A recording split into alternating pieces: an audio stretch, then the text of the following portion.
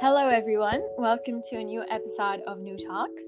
I'm joined today by Fatima Nouhi, who's 26 years old from Morocco. Fatima is an entrepreneur and content creator from Tangier City. She co-founded an apparel brand for hijab-wearing women called Prestige Hijab. I've never really met Fatima in real life, but we met through my sister who connected us lately, and I was absolutely excited to know more about her and know about her story. I want to start a bit by getting to know you, Fatima. So I understand you're from Tangier. Tell me a bit about where you grew up and how's Tangier for people that don't know it. Yeah, I'm from Tangier, but originally I'm not from Tangier. I was born here. I did grow up here and I'm still living in Tangier. For my parents, they are originally from South Morocco.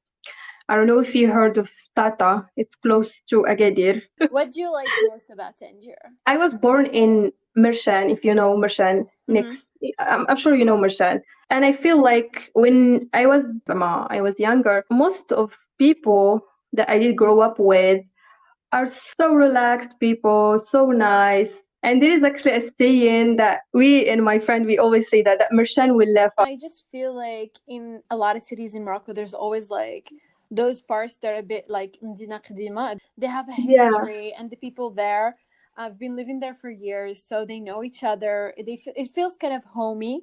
It's like you have 20 families are all your family. It's a bit the charm of Medina Qadima. Also, I guess I highly appreciate about Tangier is Mishim Qnata. How am I going to say that? Because it's like a coast city.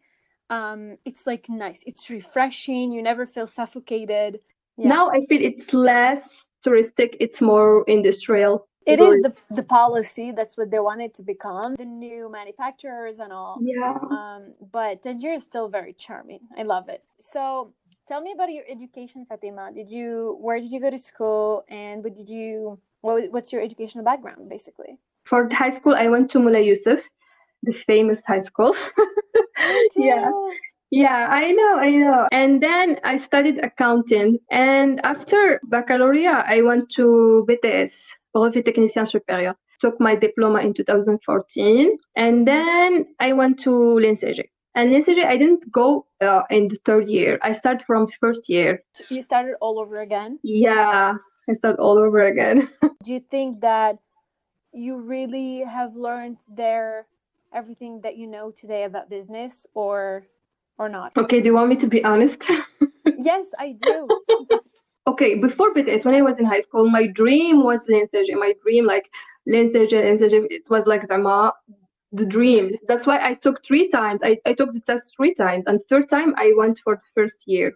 When I got to l'NCG after 2 years of BTS, I actually regret it, to be honest. The first year was so hard, not because of the subject or school or the test or whatever. It was hard for me because I had to study everything like I am this beginner, especially in accounting. I used to give, how we say it, les heures supplémentaires for other people. Yeah, you gave classes? Yeah, I gave classes, and people actually did pay me for that to do accounting, and now I have to study like ABC for accounting. I had another chance to go la licence professionnelle in third year for la fac. I was there. I did refuse to go, and I start all over again for l'NCG. Well, I took this decision just because I heard from people that diplôme de l'NCG ماشي هو diplôme ديال master and blah blah blah blah blah blah. And this is one of the things that I really regret, and I hope if anyone is listening to this, to not listen to other people. I didn't feel I learned anything about business, to be honest. Everything I know now about business is self-learning. Whenever it comes to marketing, to production, to wherever, I had to learn it by myself or ask other people who are already there. So basically, what I know is that you did 5 years at l'NCG, which is a business school. Yeah. And then what happened after that? Did you decide right after, to go into entrepreneurship, go and look for a job? No, actually, I started the business when I was in surgery. When I was in second year, I was 22. It was 2015. I didn't actually think of it as a business. The idea did come to me as a habit. I don't know. It was summer and I was free, and I said to myself, okay, I should do something with 3 months of summer. I need to do something. And then I was actually watching TV show. It's a Japanese one, and they were explaining how to make your own clothes. After I saw that, I said, okay, I have to make some design for myself. And that's how I started, actually. It wasn't like I want to do business. It just I want to make something in my free time. I remember when I made the first design, I was so much proud of myself. I was so much happy. So can you explain to me a bit your business model? I mean, do you design your own clothes? Do you have people who do that for you? How did you start and where are you now? In that summer, I said, okay, I will make designs for myself and I will ask people that I know, friends and family, what they think about them. And actually, I was following tutorials in YouTube to make your clothes. It's not that hard. It's not that much hard. Actually, you can make it yourself. And I was doing all the cutting and stuff, but I didn't have the sewing machine. So I have to take it to another person to make it for me. And when I was wearing my designs, I remember when we went back to school, one of my friends, she told me the design I was wearing, she told me, where did you buy it? And I said, I made it myself. And that was the first time I ever told anybody that I made some designs or anything like that for myself. And she felt so much proud of me. And she told me, this actually, people can buy this. This looks so nice. And why I did start making designs in first place is because I didn't find anything for hijabis. Like when I wear hijab, I want to wear hijab and still modest and modern and unique. It doesn't have to be this boring designs for hijabis, because normally what I find is either non-hijabi designs, I always have to wear them with something. I don't find something that it's like ready to wear for hijabis, or I find a boring designs. Usually it's one black dress like abaya or jalaba or something like this. This is where the idea came from. And when I went back to school, I was thinking a lot to start a business, because I said to myself, if my designs are nicer and my friends want to buy them, like they are literally ready to buy them from me. So I said, I'm sure there's other people who are ready to buy. And this is how the business starts. And I want to know concretely, how did you fund it? I mean, did you get yourself a team? I know you co-founded the business, so it means you had business associates. Okay, just to let you know, now I'm by myself. I don't have a partner anymore. But when I started, my friend who was in everything with programming and coding and stuff that I don't understand, that I have nothing to do with, I actually did ask him, can he make a website for me and can he work for me as a partner? At first, I was thinking just he will work for me and I will pay him, but I didn't have enough money to pay anybody. So I said, okay, can you come and be my partner? And actually, he's a close friend of mine, so I trust him so much. Since he was looking for a job, he said, yeah, I'm okay. I will be with you. I will try it. Let's give it a try. Let's give it like 6 months or a year to just see how things will be. And that's it. That's it. That's how we started. But with the money, I had to bring 5,000 dirham and he brought the same. So we started with 10,000 dirham. How I did bring the money, it's like just 5,000 dirham. It's not a big thing, but I actually did raise the money from the job that I was doing, teaching accounting. I'm genuinely curious because I also started a business with a business partner. So I want to know why you're alone now. Was it kind of complicated to work with a business partner? First, you have to know that me and my, you can call it ex-partner, we have two different backgrounds. I was in fashion. I had to make design. I love doing design, and alhamdulillah, my designs are doing well. But for him, he wasn't into fashion at all. He was into programming and coding. We were partners for 2 years. But in these 2 years, we were honest with each other. He told me that this is not what he wants to do. So this is not something that he will stay with for the rest of his life. And I was honest with him too. I was like, it's okay if this is not what you want to do, let's give it a chance. Like, just help me with everything, with website and everything. And when you want to go, just let me know and everything will be okay. So I think we were okay since the beginning. After that, like in 2018, there's a big company here. They actually called him to work with them. And he come to me and did ask me, do you want me to go and work with them? Or do you want me to stay here and work more in Prestige Hijab and build the brand? And I told him, no, Yeah. I prefer if you go to the company because you will learn more than staying in a small startup.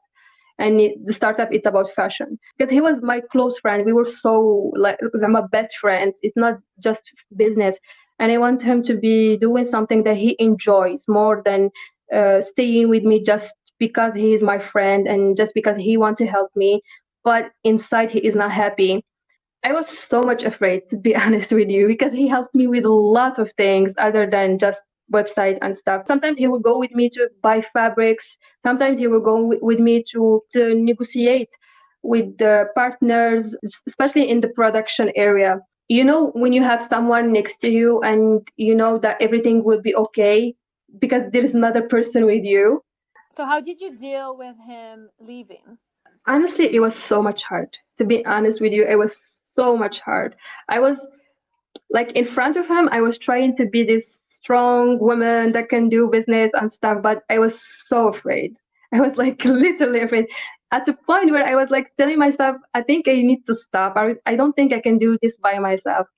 And he cares so much about me and the business. He told me, if you need me, I'm still here. If you need anything, just let me know. And still today, he's still helping me with a lot of stuff. Just the website that I launched it last month, he helped me with it a lot. I just want to know how many people are working with you now. I mean, can you tell me a bit about the startup and how is it structured Mhm. and what do you do on a daily basis and how did that evolve? Like when at which point did you start hiring? I started hiring, I think, 2 years ago. We have a girl who answers people on social media and takes order Yeah. and makes sure that the delivery service is okay and everything is fine. We have another girl who takes care of quality control of the designs to make the packaging too. And we have the factory that we work with. For now, it only works with us.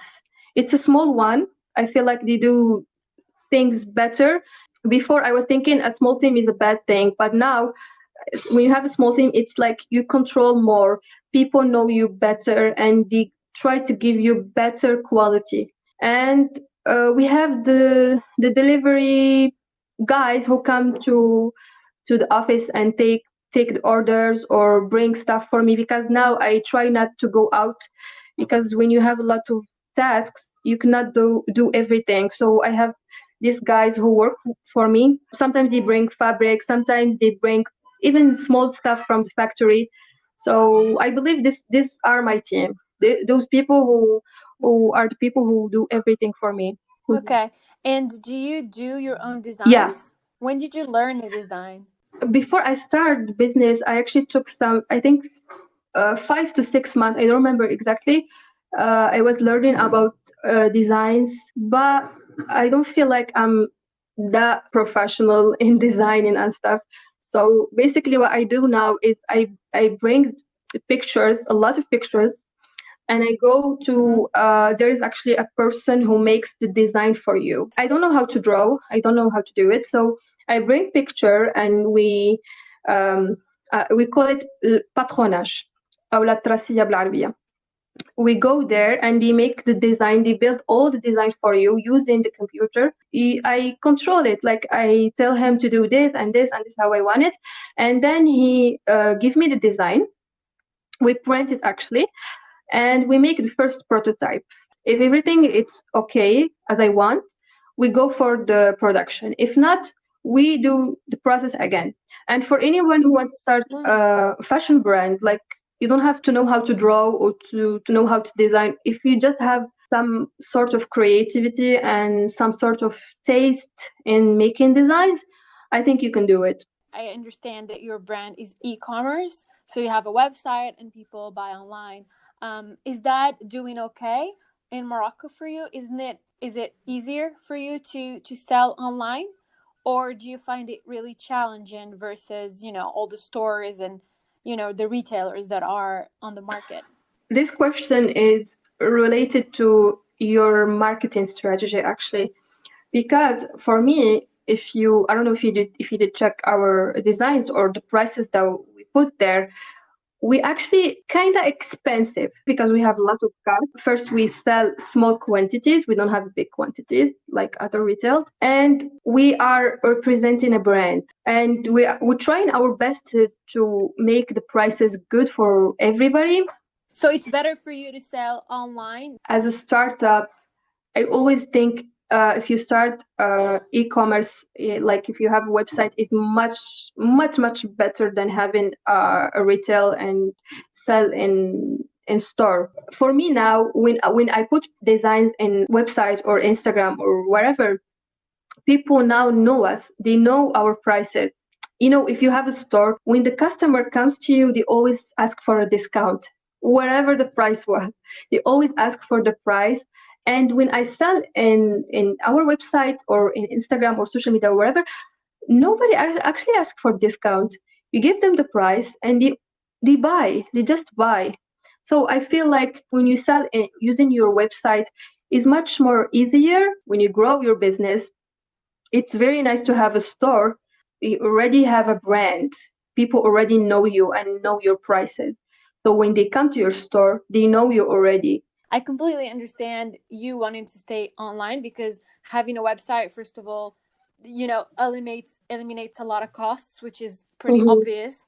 And secondly, yes, it does help you build a brand and communicate more. I actually just want to ask you this because every time I'm very curious to ask a lot of entrepreneurs in Morocco, like, how is your environment and your family handling you being an entrepreneur? Because it is a fact that, entrepreneurship is still not a stable kind of sector or environment or industry or anything to go into in any way. So I just want to know, how is your environment handling it? Are they supportive of it? Are they okay? Or you still feel the pressure to, go get a stable job? I agree. Like, it's a little bit hard. It's challenging, especially in Morocco.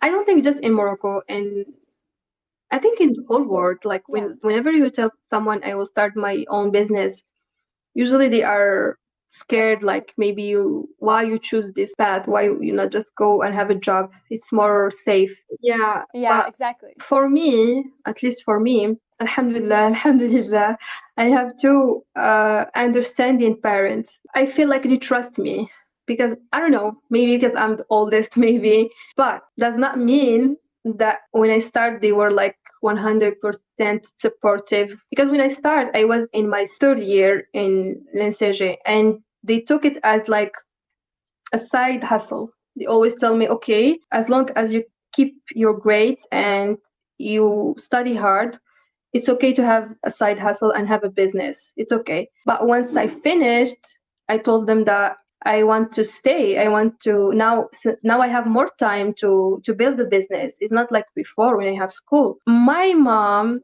actually, for her, it's fine. Do whatever you want. She's okay with it. But for my father, he support me and he told me, okay, how is the business this month? Did you sell enough designs? How is everything? And other times he's worrying. He's like, okay, your friends, they already have a job and you keep working hard because still today I have to work 24/7 to make sales by the end of the month and to pay people who work with. So for him, it's like, why not just go and have a stable job and stay in the office? It's much better for you than all this work every day. I think for both of them, they are okay in a certain point. If my father told me once, if you can like bring this amount of chiffre d'affaires every month, I will accept to see you as a business owner for a long time. But if you cannot make it, I think you're just losing your time. He told me this. And I told him, okay, give me a year. And exactly, I told him this last year in June, and inshallah, next month will be a year. So this is our agreement a year ago. For now, till today, he never told me anything about business. He never told me anything if I'm gonna stop or not. I think he's waiting for June to tell me his decision. But I think I will stay. I think I will stay because I feel like I didn't give everything yet. I feel like there's a lot of work to do. There's a lot of strategies to apply. And after all, the business, it's a testing journey. Like you cannot give it a time or pressure. You have to test a lot of things to see what does work and what does not work.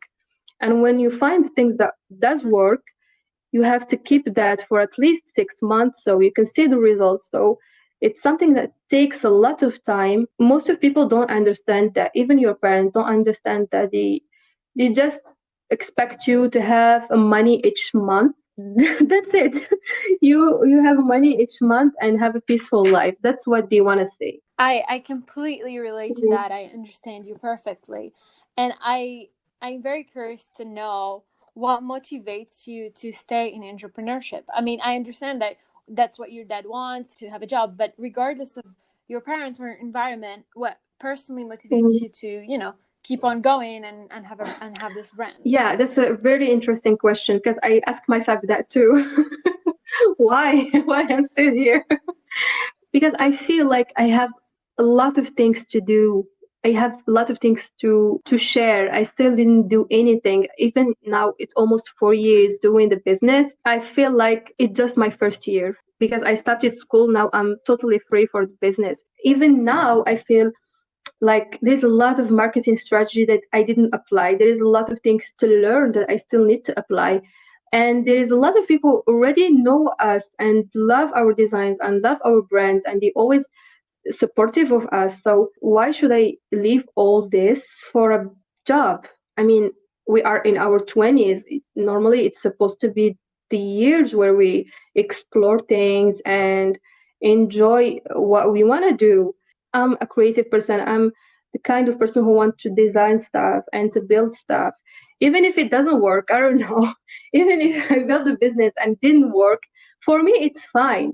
But for other people, especially for my parents and friends, they think it's a stupid decision. But for me it's fine because all that time I was actually enjoying building stuff. I was enjoying doing something with my life, but I'm not doing it for money.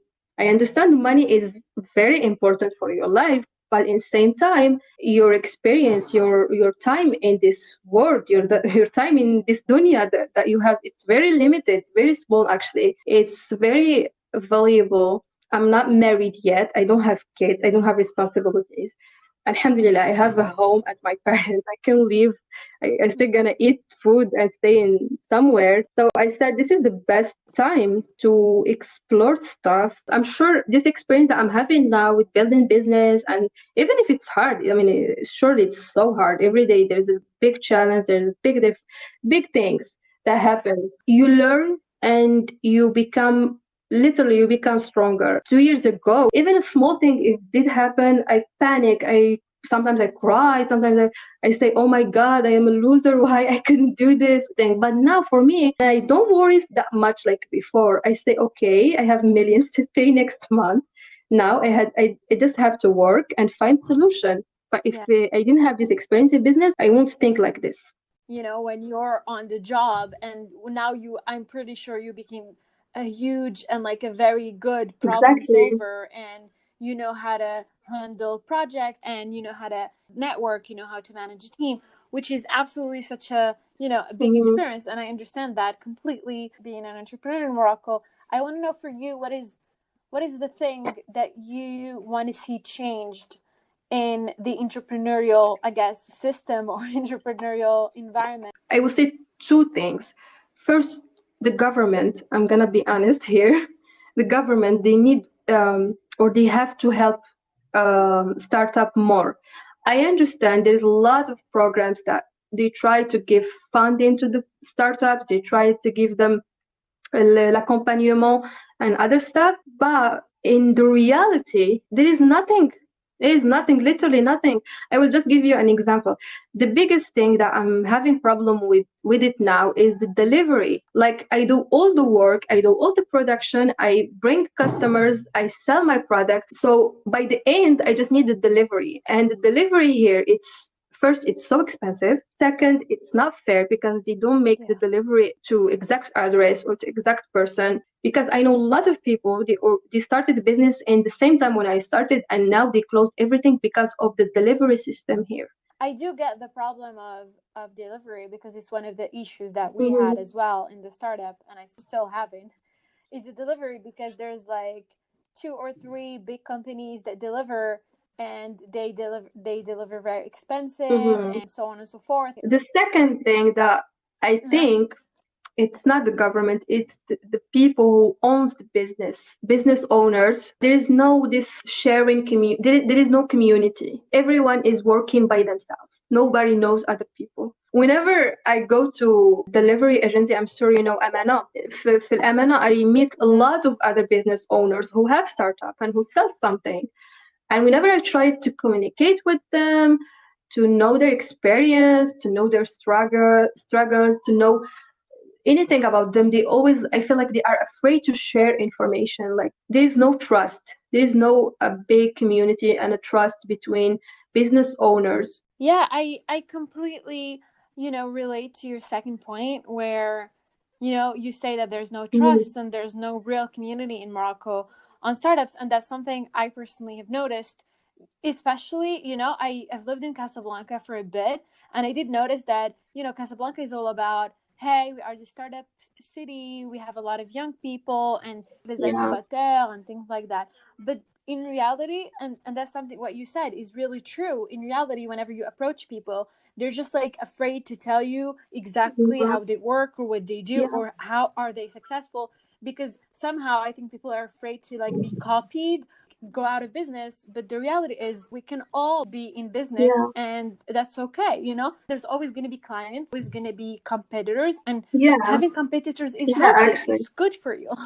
And I really hope that things change, because I personally, that's what I'm trying to do through this podcast, is I'm trying to make people speak up, and I'm trying to kind of yeah, like humanize this yeah, whole startup and business experience, because at the end of the day, a lot of business owners are young and like they want to yeah, make it, and and it's nice to like share ideas mhm. and share stories, because one, it motivates people because a lot of people are just Yeah. demotivated every single day, and secondly, share experience. And the thing that you said about people are demotivated is so much true, because I feel like most of people who want to start a business, they want to start a business, but in the same time, they are so much afraid. Other people, they told them, oh, this is not going to work. This is so much hard. The government won't help. This won't happen. This and this and this.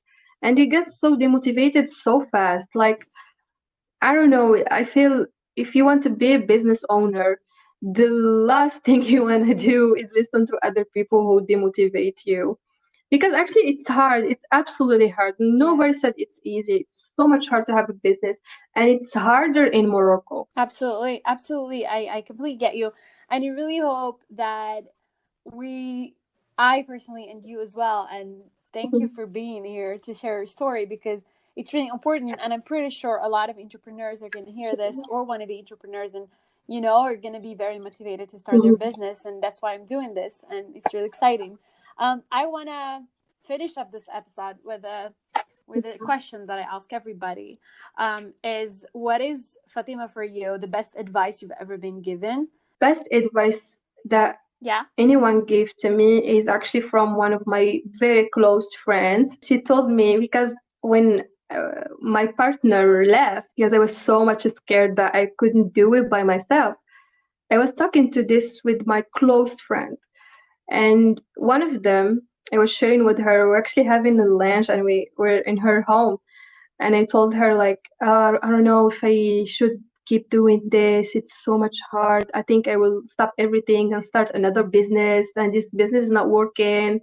And I was so depressed. She literally told me one advice. I'm still living by it till today. She just told me one step by day. it's very easy and very simple advice, but it's so much true. She told me one step a day. And I was like, what do you mean one step a day? And she told me, okay, I know you are the only person who managed the whole business. So just take it one step a day. Like, for example, tomorrow I have, let's say I have production and I have shooting and I have orders to send, for example. She told me, like, focus in every single step by itself. Like, now I'm doing this podcast with you. So I just need to focus in this podcast. And once I'm done, I can focus on other stuff. But if I was thinking like before, I will be so much stressed. Like, I have podcast, and then I will have production, and then I will have orders, and this is too much for me, and I cannot do it. And then I will start to think I am a loser, and I will stop everything. And she was so right. Like, when I start to do what she told me, it's much more easier and much more productive. I always do a planning. Like, for tomorrow, I do the planning tonight. Tomorrow I will have this and this and this and this. So when I go to the production, I'm only focused on choosing the fabrics and factories and designs and everything. Once I'm done, I can think about strategy and other stuff. It's much more easier for your work, and it's much more easier for anybody who works by themselves. So you won't feel the pressure over you. It's funny you say that, because it's something Yeah. I personally do believe in, like, highly. I just always say, take it one day at a time. And it's something I always even say on my social media. I always tell people, hey, it's okay. Even if you have like a million things to do, even if it's, I don't know what's going to happen tomorrow, Yeah. just take it one step at a time. Be gentle with yourself. I know it's very hard, but be like grateful for whatever you do now for yourself. Be happy that, alhamdulillah, first you have your body that is still working, and you can do the business that you want to do, and you have the mind, alhamdulillah. So be gentle with yourself, because yourself, I mean, your mind and your body is doing the best they can for you to do a business. So just be gentle.